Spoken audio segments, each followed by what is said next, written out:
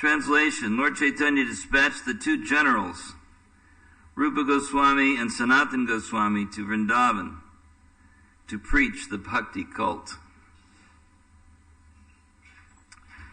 Purport: when Rupa Goswami and Sanatan Goswami went to Vrindavan, there was not a single temple, but by their preaching they were gradually able to construct various temples. Sanatan Goswami constructed the Madan Mohan temple, and Rupa Goswami constructed the Govindaji temple.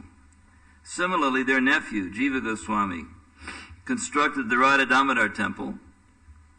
Sri Gopal Bhatta Goswami constructed the Radha Ramana temple. Sri Lokanath Goswami constructed the Gokulananda temple.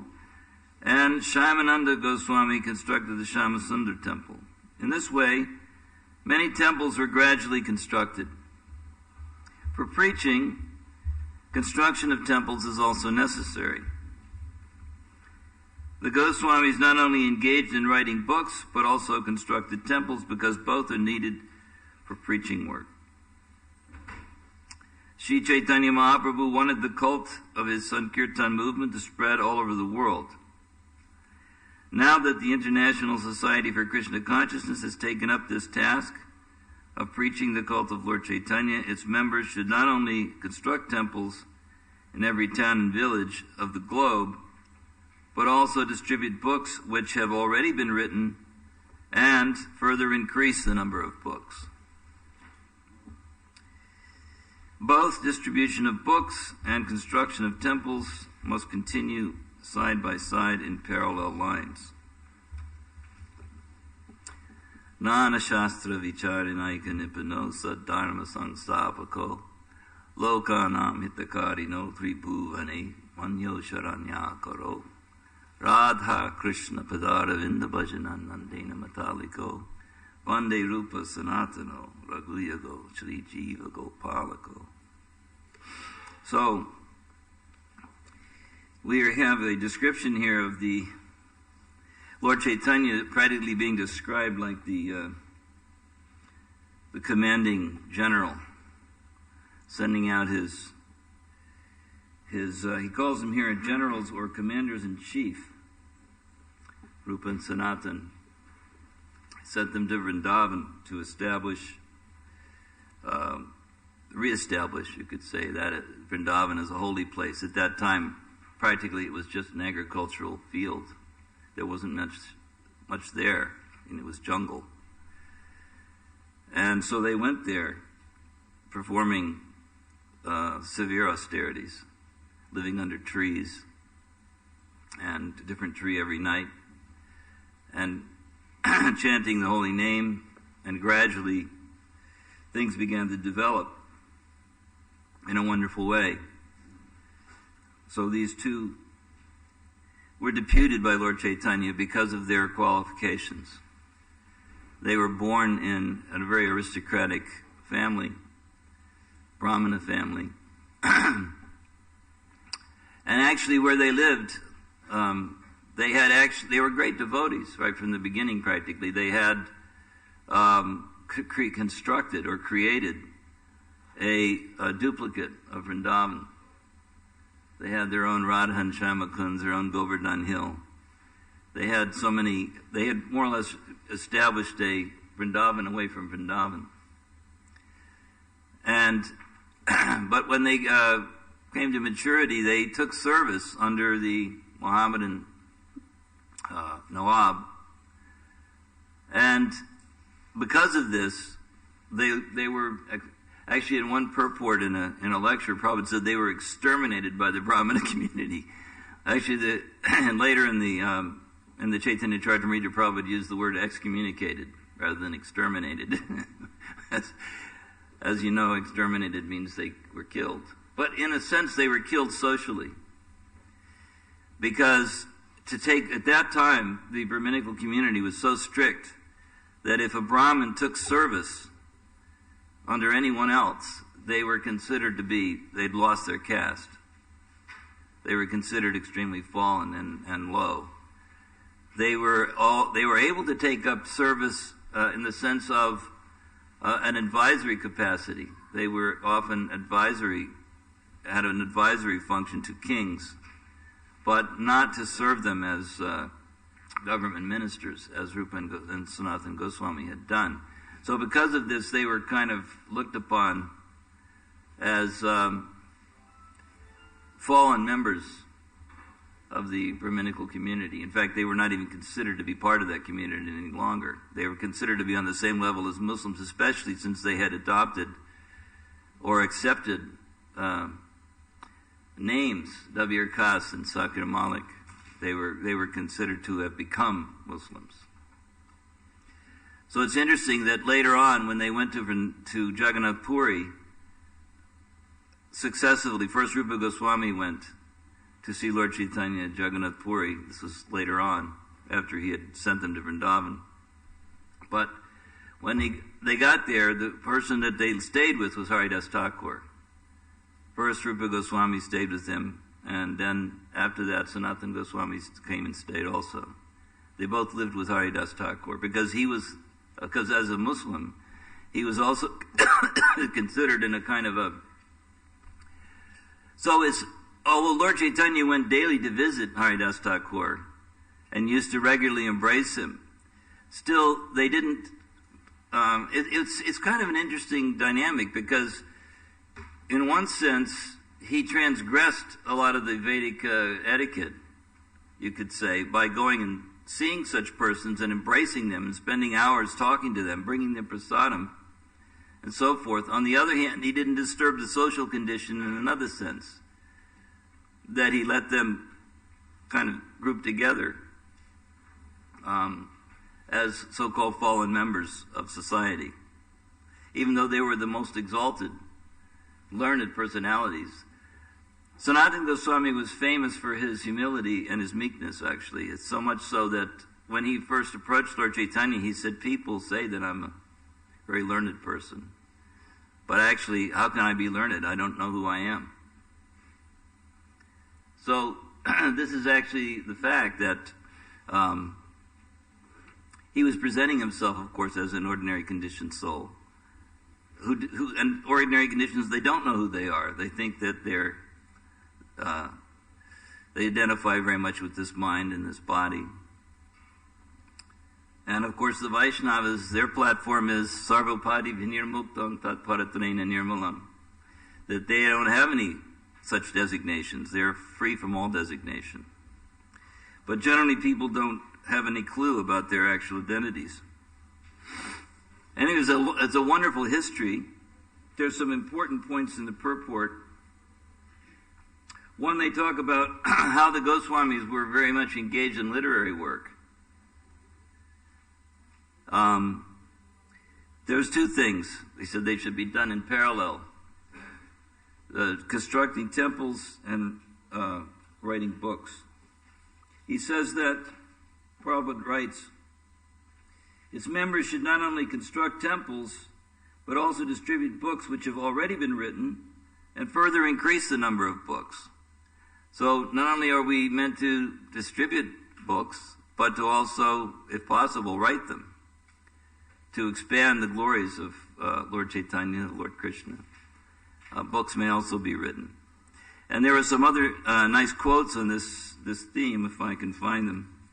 I sort of made some extensive notes for this class, most of which I'm probably not going to have time to use, as usual. But there's some nice things. He says, this is from the Journey of Self-Discovery. Prabhupada writes, he's actually having a conversation with one of his disciples about the Marxist society. And they're talking about trying to achieve a classless society. And Prabhupada's talking about how impossible that is in a material sense to do. But then he says, so this is the formula for a classless society. Make Krishna, God, the center and do everything for him. There are no classes in our International Society for Krishna Consciousness. Now you are writing philosophy. But if I want you to wash dishes, you will do so immediately. Because you know that whatever you do, you are working for Krishna and for your spiritual master. In the material world, different kinds of work have different values, but in Krishna consciousness, everything is done on the absolute platform. Whether you wash dishes or write books or worship the deity, the value is the same because you are serving Krishna. That is a classless society. Actually, the perfect classless society is Vrindavan. In Vrindavan, some are cowherd boys, some are cows, some are trees, some are fathers, some are mothers, but the center is Krishna. And everyone is satisfied simply by loving him. So Prabhupada's explaining how this is the only way you can have a classless society, is everyone is dedicated simply for the pleasure of the Lord. And that way it may be possible. He said, when all people become Krishna conscious and understand how to love him, then there will be a classless society, otherwise it is not possible. In another place he says, to write books and publish them for the enlightenment of the general populace is real service to the Lord. That was Srila Bhaktisiddhanta Saraswati's opinion, and he specifically told his disciples to write books. He actually preferred to publish books rather than establish temples. Temple construction is meant for the general populace and neophyte devotees. But the business of advanced and empowered devotees is to write books, publish them, and distribute them widely. According to Bhaktisiddhanta Saraswati Thakur, distributing literature is like playing on a great mridanga. Consequently, we always request members of the International Society for Krishna Consciousness to publish as many books as possible and distribute them widely throughout the world. By thus following in the footsteps of Srila Rupa Goswami, one can become a Rupanuga devotee. I'll just read a couple more. He says, another quote, he says, a carpenter can write about Krishna if he's thoughtful. Anyone.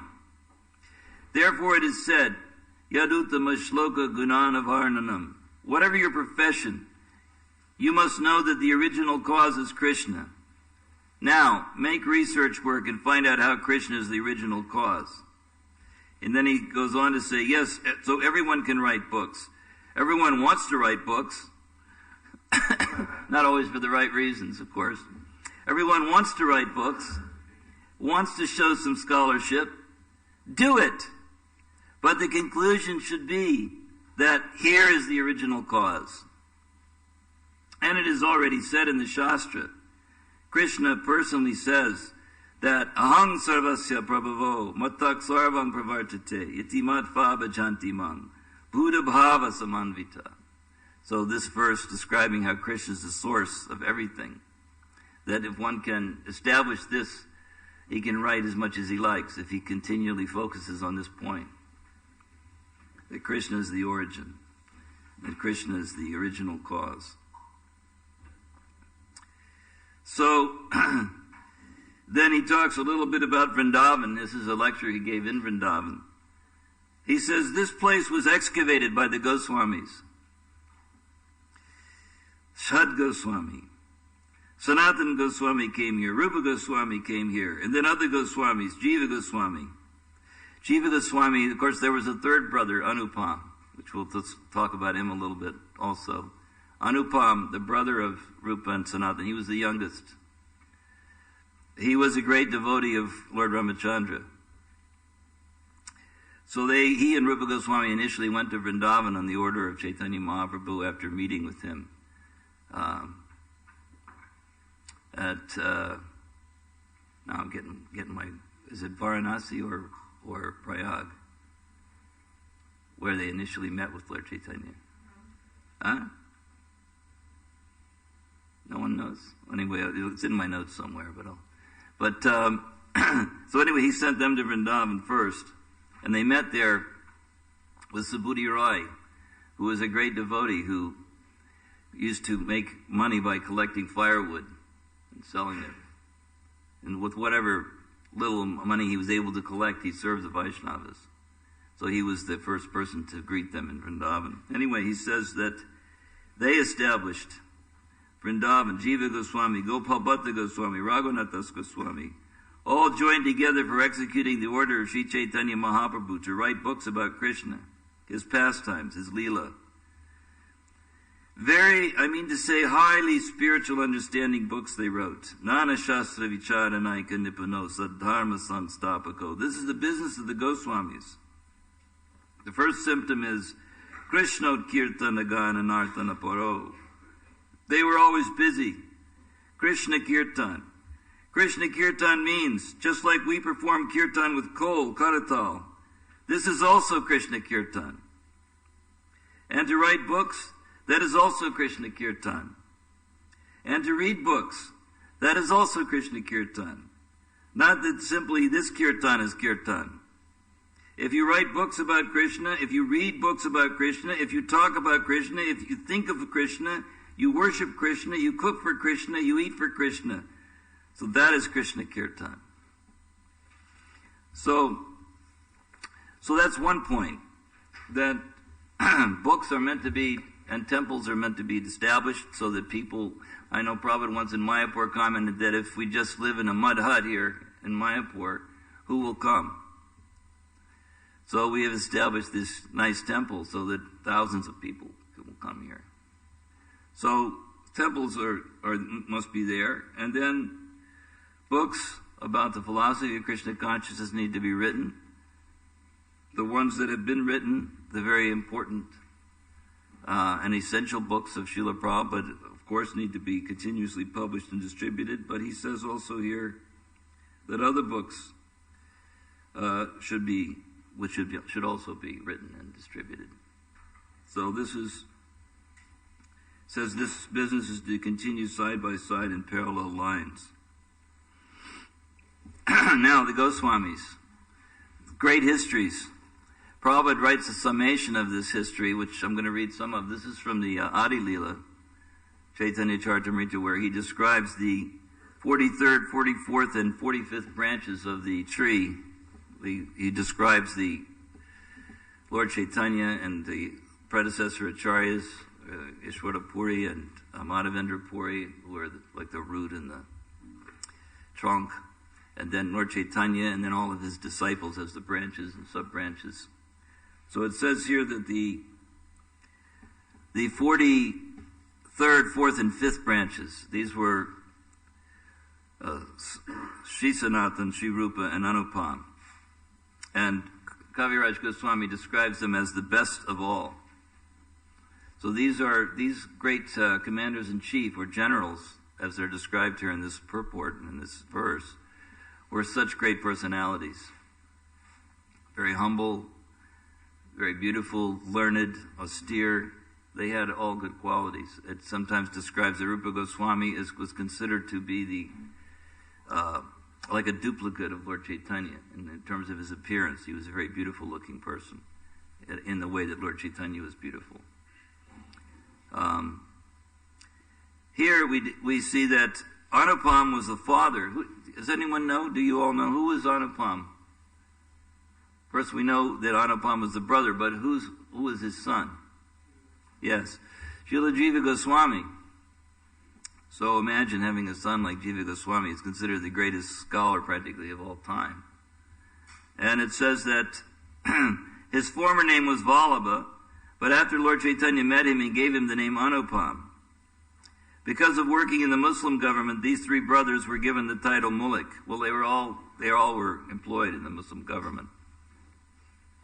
Prabhupada writes also, our personal family is connected with the Mulliks of Mahatma Gandhi Road in Calcutta, and we often used to visit their Radha Govinda temple. They belong to the same family as we do. So Prabhupada actually came in a genealogical sense, came in that line of Rupa and Sanatan and Anupam. He says our family Gotra, or original genealogical line, is the Gautama Gotra, or a line of disciples of Gautama Muni, and our surname is Day. But due to accepting the posts of zamindars in the Muslim government, they received the title Mullik. Similarly, Rupa, Sanatan, and Vallabha were also given the title Mullik. Mullik means Lord, just as the English government gives rich and respectable persons the title of Lord. So the Muslims gave the title Mullik to rich, respectable families that have intimate connections with the government. Thus, the title Mullik is found not only among the Muslims, but also the among the Hindu aristocracy. This title is not restricted to a particular family, but is given to different families and castes. The qualifications for receiving it are wealth and respectability. Sanatana Goswami and Rupa Goswami belong to the Bharadwaja Gotra, which indicates that they belonged either to the family or disciplic succession of Bharadwaja Muni. As members of the Krishna consciousness movement, we belong to the family or disciplic succession of Saraswati Goswami, and thus we are known as Saraswatas. Obeisances are therefore offered to the spiritual master as Saraswata Deva, or a member of the Saraswat family, Namaste Saraswati Deve, whose mission is to broadcast the cult of Sri Chaitanya Mahaprabhu, Gauravani Pracharane, and to fight with impersonalists and voidists. Yeah, he doesn't say just talk to them. He says to fight with them, to fight with impersonalists and voidists. Nirvisesha Sunyavadi Paschacha Deshatarani. This was also the occupational duty of Sanatana Goswami, Rupa Goswami, and Anupam Goswami. So, there's a great history of this family. They took birth in the village of Ramakeli, and it's also in this village that that Jiva Goswami took birth.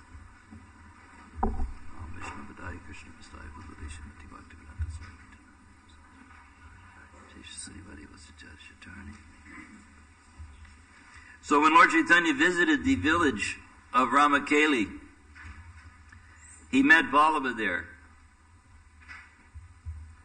And later, Rupa Goswami, after meeting Lord Chaitanya, resigned from government service. And when he went to Vrindavan to meet Lord Chaitanya, Vallabha accompanied him. The meeting of Rupa Goswami and Vallabha with Chaitanya Mahaprabhu at Allahabad is described in the Madhya Lila chapter 19, so it's Allahabad. That's where they first, Prayag. And this is described in some detail in the 19th chapter of Madhya Lila, which is also Rupa Siksha, the instructions that he gave to Rupa Goswami are detailed in its 19th chapter, and the instructions to Sanatana are all detailed in the 20th chapter of Madhya Lila. So this very elaborate instructions, and he basically, Lord Chaitanya described that he was giving in code what they would need to establish the philosophy of Krishna consciousness in an authoritative way. He gave them, he said, he described himself as giving them the outline, that they could fill in the rest. So, so we know that Rupa Goswami and Vallabha, after meeting with Lord Chaitanya in Prayag and being instructed by Lord Chaitanya, he sent them to Vrindavan. Now what happened was, he had ordered them to go to Vrindavan, but Rupa Goswami began to plead with the Lord, no, please, let me stay with you. I don't think I can give up your association. How do you think Lord Chaitanya responded? He just said, you have to follow my order and go to Vrindavan. So he wasn't sentimental about spreading this movement. He didn't just pat him on the head and say, it's okay, all right, you can stay with me then. No, he said, no, you go. I'll meet you later. In Jagannath Puri, I'll meet you later. But now you go. So he sent them off. And it says here they met this gentleman in Vrindavan. And now it's interesting, Prabhupada describes this man as a gentleman, but he was living like a pauper. Subodhi Roy, he's a great devotee who gathered firewood by selling this firewood that he gathered from the forest. And he took care of them. He showed them all the 12 forests of Vrindavan. And they lived there in Vrindavan for a month or so, and then they went looking for Sanatana Goswami. Because I don't know if you know the whole story. Anyway, Sanatana Goswami had been imprisoned because the Nawab depended on him very much to run government affairs. And so he kept claiming to be sick and was not reporting for his duties. So finally the Nawab went there with a physician and said, there's nothing wrong with you. It's obvious. Why don't you come? And I need to go out. And he was making a joke, as Prabhupada explains it. He was joking that I want to go out and plunder everywhere and I need you to maintain the government. Because he considered them like brothers, Sanatan Rupa and Sanatan Goswamis. He says, your elder brother wants to go out and plunder. I want you to take care of the government. Why are you neglecting? So Sanatan Goswami replied that, well, you better find somebody else. I don't think you can expect anything further from me. Besides, you want to go to Orissa and give people their pain. And I don't want any part of that. So he became quite irritated and he had him arrested. Now, in the meantime, Rupa Goswami had divided up all his wealth and he'd taken off. He made his getaway. But Sanatan Goswami had been imprisoned. I think it was something like a house arrest, though, because it describes that the person that was had him in jail was quite friendly. So it was kind of an interesting situation. He was under house arrest, but it was kind of just so he couldn't get away. The Nawab didn't want him escaping. So Rupa Goswami had left, I think it was 10,000 coins, gold coins, with a Bengali grocer. He left this money behind. Said, use this to get your freedom. In fact, he sent it to him in a verse form. So it was a bit mysterious, kind of a mysterious verse advising him to try to make his getaway if he could. So Sanatan was very artful because he told the jailer, he said, look, he said, you're such a learned scholar and a gentleman and a great personality. And you can understand that it's a great act of piety to help a person who's in prison escape because, you know, I want to go to, where is it the Muslims go? To Mecca. Yeah, he said, I want to make a pilgrimage to Mecca. And you could help me in this. And just to make it, you know, a sweeter sort of deal, I'm sorry, I'm paraphrasing a little here. He didn't say it was a sweet deal. He said, here, take these 5,000 gold coins. And, you know, let me go. So the jailer said, you know, I really would like to let you go, but I'm afraid of what might happen to me if I do that. So Sanatan said, all right, take 7,000 gold coins. And the jailer was getting really tempted. He said, and don't worry. He said, you just tell them that I said I needed to go to the bathroom. And that I went down by the Ganges River, and I had shackles on. And you were watching me, but then suddenly when I saw the Ganges, I threw myself into the waters, and I went under, and that was the last I saw of you. And I looked for a long time, and I couldn't find anything. Just tell him that. So finally, the jailer he spoke to him so sweetly, and of course he also gave him a nice bribe, that the jailer let him go. And so he began to travel through the kind of not in the direct path, because of course if he'd stuck to the main roads, he would have been easily arrested. So he was traveling through the forest and the mountainous area, and they came to this place. He had one servant with him called Ishan. And at that time, Ishan was carrying 8 gold coins, you know, just for expenses. So they were traveling, and they came to this place, like a kind of a hotel, not exactly a hotel, but anyway, a place you could spend the night. Not quite sure, you know.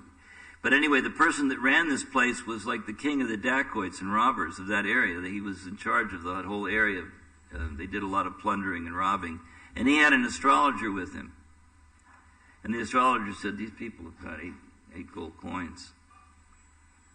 You know. So they were actually plotting to kill them both and take the money. But Sanatan Goswami was very experienced in the ways of government and diplomacy. So he thought, why is this hotel keeper being so polite?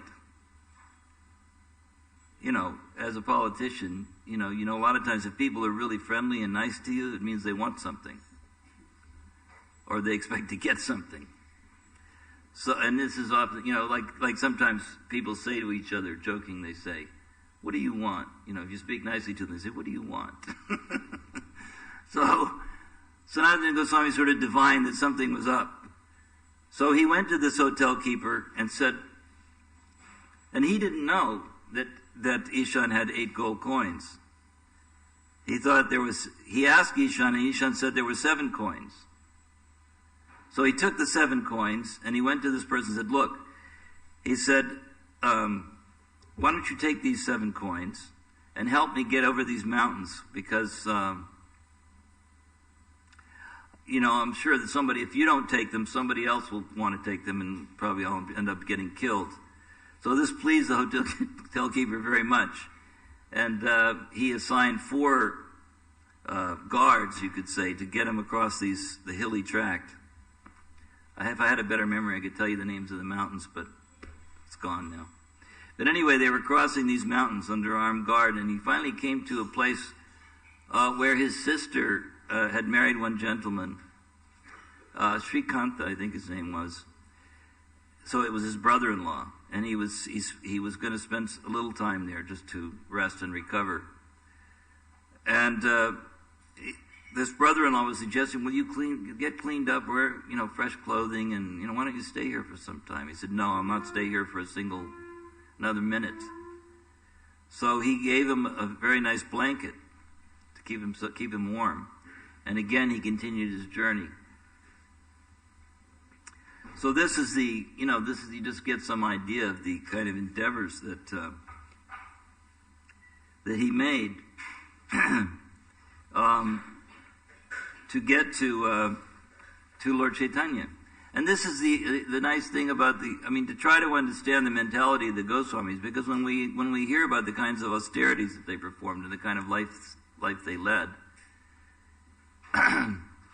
we think, well, that's so beyond anything that I can imagine doing. Living under trees and eating practically nothing and living such a simple life. But if one is sufficiently addicted to Krishna, then it's possible. Just like generally, we want many different things, but Krishna is not really at the top of the list. We desire many things, but these are devotees that didn't have any other desire but to be with Krishna, to be with Lord Chaitanya. So they were ready to do anything. Just as, and of course we know that as in Krishna Lila, they were gopis. And the mentality of the gopis is that they're ready to do anything, to take any risk, to perform any kind of austerity, any kind of they'll undergo any kind of difficulty just to get Krishna's company. So they had the same attitude, exactly the same attitude, that they were prepared to do anything to get Krishna's company. So in this way, finally Sanatana Goswami met with Lord Chaitanya in Varanasi. At that time, he was staying at the house, I think at the house of Chandrasekhar. And when he arrived, he was just sitting outside the door. He found out where Lord Chaitanya was staying, and he was sitting outside the door, and Lord Chaitanya could understand what was going on. So he said, "Go and see if there's a Vaishnava outside." And so Chandrasekhar went out and looked, and he said he just saw what appeared to be a Muslim mendicant. So he said, "No, there's no Vaishnava out there." And then Lord Chaitanya said, "Well, is there anyone out there at all?" He said, "Well, yeah, there's someone who looks like a Muslim." So he said, "That's him, bring him in here immediately." So as soon as he brought Sanatana Goswami into the room, Lord Chaitanya leapt up and began to embrace him and again and again. And then Sanatana was crying and saying, "Please don't touch me, I'm very fallen and very low." And then Lord Chaitanya began to cry, and then Sanatana began to cry. And there was this, you can imagine it was quite a wild and emotional scene going on. Chandrasekhar was completely startled. "Oh no, what is this?" And Lord Chaitanya is embracing this Muslim mendicant. He was just really surprised. And so then, of course, anyways, they're long histories, but he shaved up, and they wanted him to take on these nice garments, and he said no. He said, he told Taban Misha was one of the other associates that the Lord was spending time with. He said, just give me some of your old cloth. So he gave him this old cloth, and he ripped it into different pieces, and he made a little gumsha-like bottom piece and a little top. And he began to perform so many different kinds of austerities, all of which Lord Chaitanya very much approved of, including giving up this valuable blanket that his brother-in-law had given him. So, all during this time, and all this traveling, Rupa and Anupam had kept trying to link up with Sanatana Goswami, but they kept missing him somehow. They kept missing each other.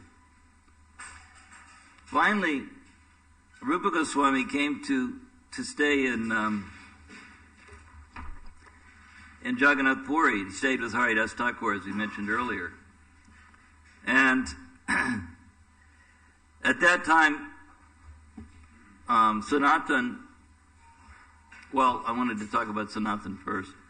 When Sanatan came and stayed with Haridas Thakur in Puri, by the time he'd gone through the Jarikhanda forest and various other places, and he'd contacted this disease where he was covered with itching sores.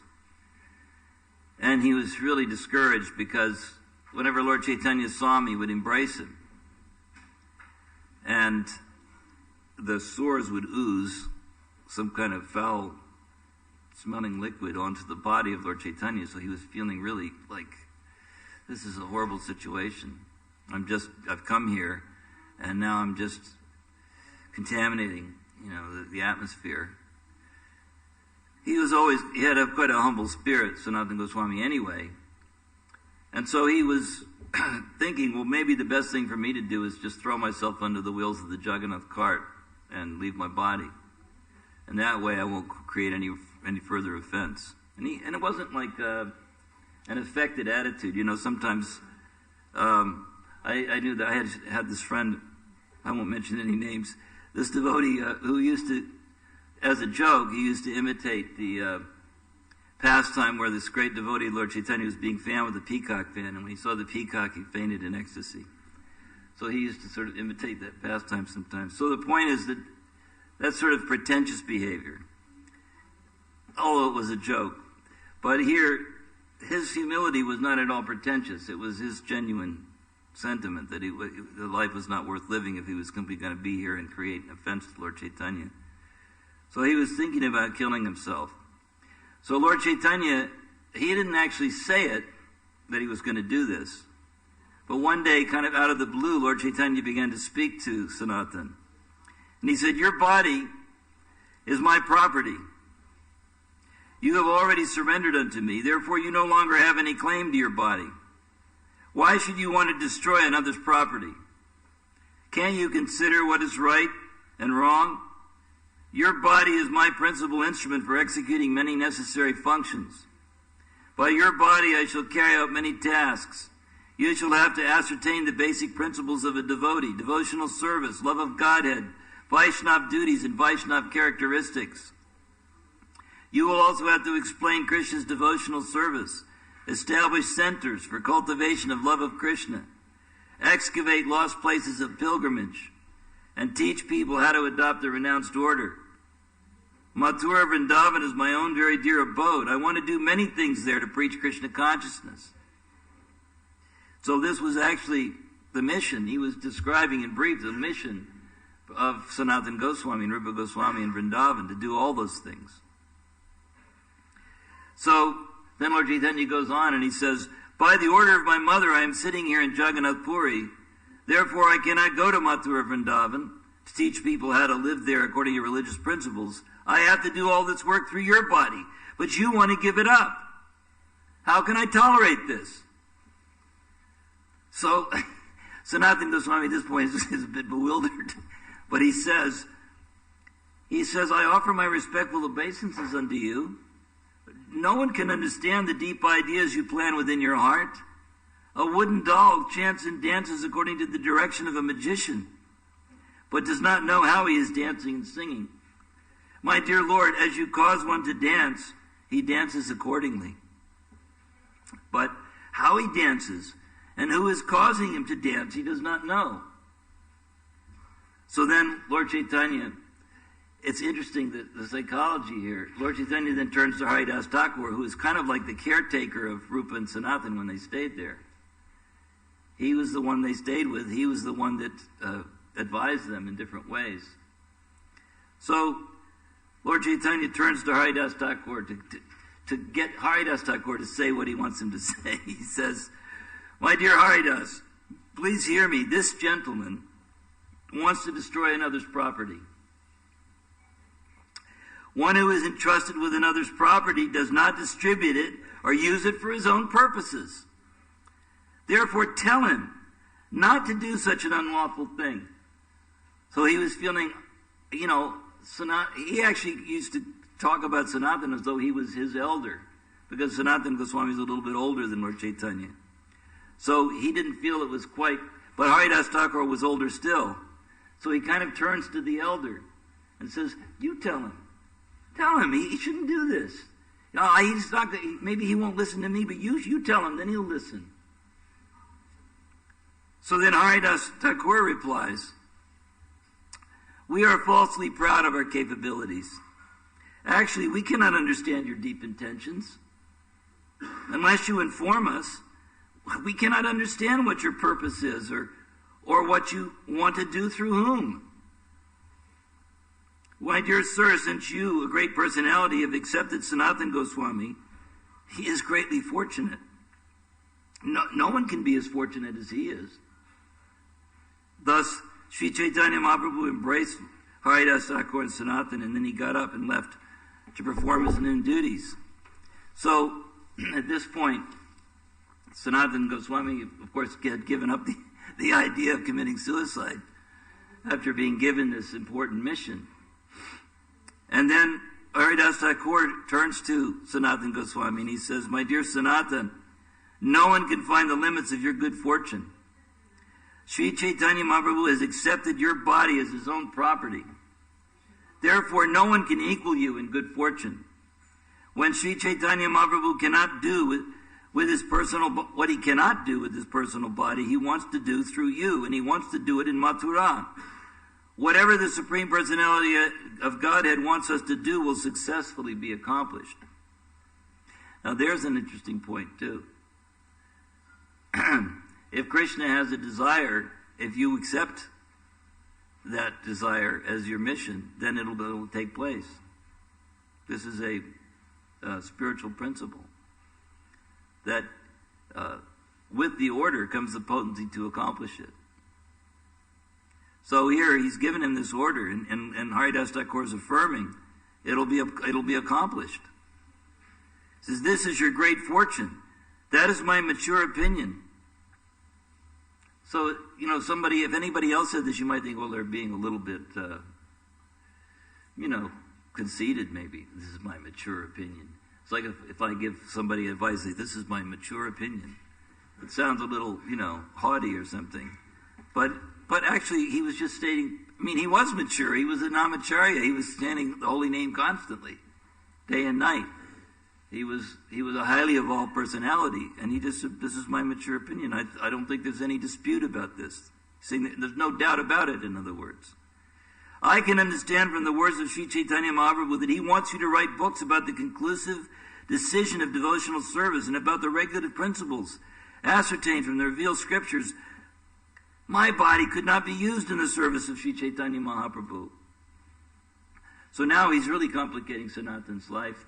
He's telling him that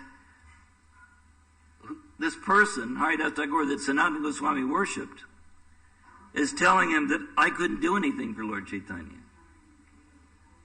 He says, "Therefore, although his body, took birth in the land of India, this body has been useless."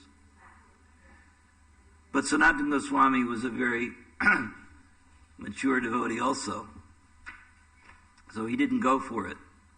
He says, "Oh Haridas Thakur, who is equal to you?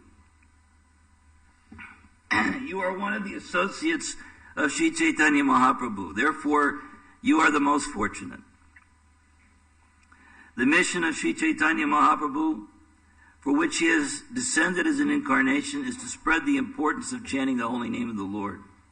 Now, instead of personally doing so, he is spreading it through you. My dear sir, you are chanting the holy name 300,000 times daily and informing everyone of the importance of such chanting. Some behave very well, but do not preach the cult of Krishna consciousness, whereas others preach, but do not behave properly. You simultaneously perform both duties in relation to the holy name by your personal behavior and by your preaching. Therefore, you are the spiritual master of the entire world, for you are the most advanced devotee in the world.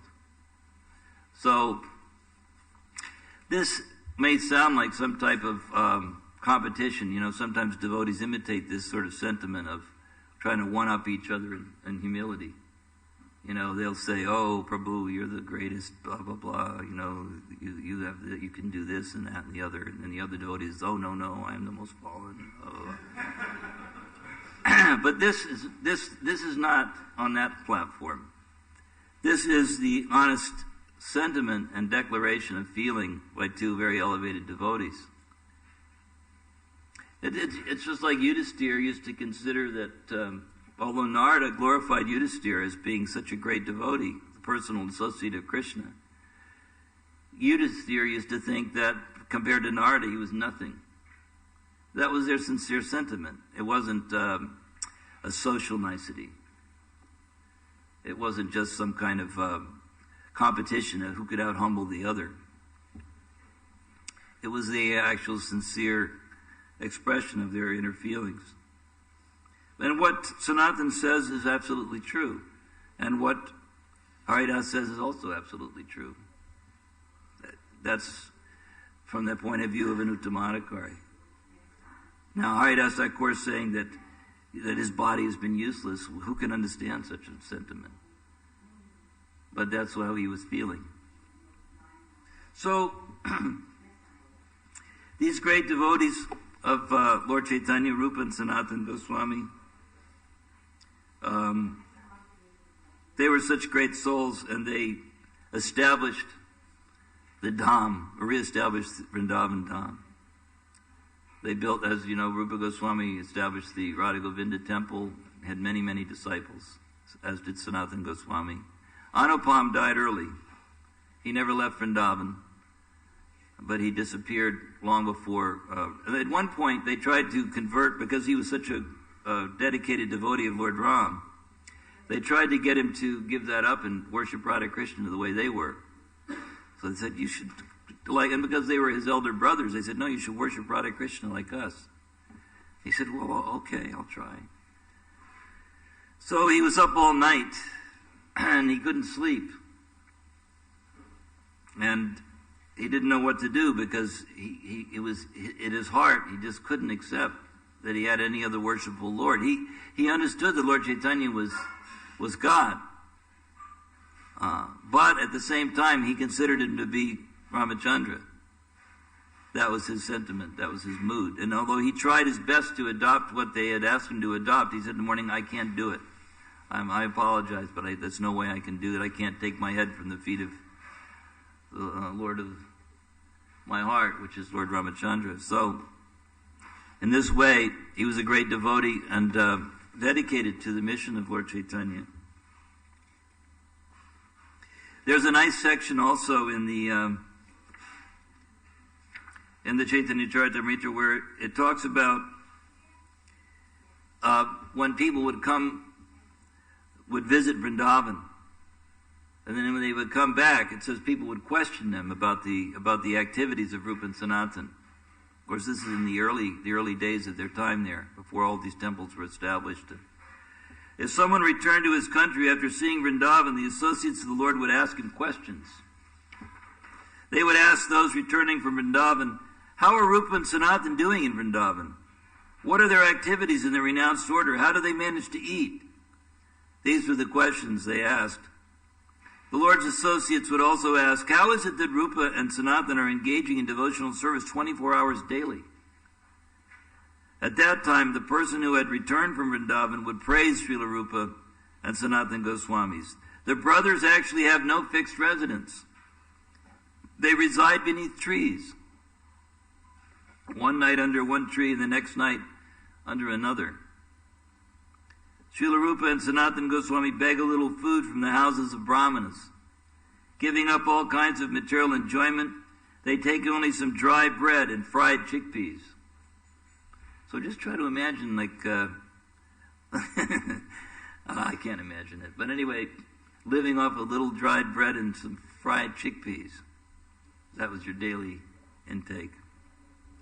It says they carry only water pots and they wear torn quilts. They always chant the holy names of Krishna and discuss his pastimes. In great jubilation, they also dance. They engage almost 24 hours daily in rendering service to the Lord. They usually sleep only an hour and a half. And some days, when they continuously chant the Lord's holy name, they do not sleep at all. Sometimes they write transcendental literatures about devotional service. And sometimes they hear about Sri Chaitanya Mahaprabhu and spend their time thinking about the Lord. When the personal associates of Sri Chaitanya Mahaprabhu would hear of the activities of Rupa and Sanatana Goswamis, they would say, what is wonderful for a person who has been granted the Lord's mercy. So this is the, you could say, is kind of the purport to how is it possible to perform such activities. Sometimes, and then we were raising this question at the beginning, how is it possible? And it says here that one who has been granted the Lord's mercy, these things are possible. Otherwise, they're not possible. To sustain such a lifestyle, to behave in such a dedicated way, it's not possible. So what time am I supposed to finish? Or am I already over time? Oh yeah? Okay, so we have a little more time. Prabhupada writes a nice purport to this series of verses, which I'll read, and then I'll open it up for questions, if there are any. He says, Srila Rupa Goswami and Sanatana Goswami had no fixed residence. They stayed beneath a tree for one day only and wrote huge volumes of transcendental literature. They not only wrote books, but chanted, danced, discussed Krishna, and remembered Sri Chaitanya Mahaprabhu's pastimes. Thus they executed devotional service. In Vrindavan there are Prakrita Sahajiyas, who say that writing books or even touching books is taboo. For them, devotional service means being relieved from these activities. Whenever they are asked to hear a recitation of Vedic literature, they refuse, saying, "What business do we have reading or hearing transcendental literatures? They are meant for neophytes." They pose themselves as too elevated to exert energy for reading, writing, and hearing. However, pure devotees under the guidance of Srila Rupa Goswami reject this Sahajiya philosophy. It is certainly not good to write literature for money or reputation, but to write books and publish them for the enlightenment of the general populace is real service to the Lord. That was Srila Bhaktisiddhanta Saraswati's opinion, and he specifically told his disciples to write books. He actually preferred to publish books rather than establish temples. Temple construction is meant for the general populace and neophyte devotees, but the business of advanced and empowered devotees is to write books, publish them, and distribute them widely. According to Bhaktisiddhanta Saraswati Thakur, distributing literature is like playing on a great mridanga. Consequently, we always request members of the International Society for Krishna Consciousness to publish as many books as possible and distribute them widely throughout the world. By thus following in the footsteps of Srila Rupa Goswami, one can become a Rupanuga devotee. So I'll just conclude by reading. This is a statement of Rupa Goswami. In the introduction to Bhakti Rasamrita Sindhu, he wrote, "Although I am the lowest of men and have no knowledge, the inspiration to write transcendental literatures about devotional service has been mercifully bestowed upon me. Therefore I am offering my obeisances at the lotus feet of Sri Chaitanya Mahaprabhu, the Supreme Personality of Godhead, who has given me the chance to write these books." We'll stop there. Any questions, comments?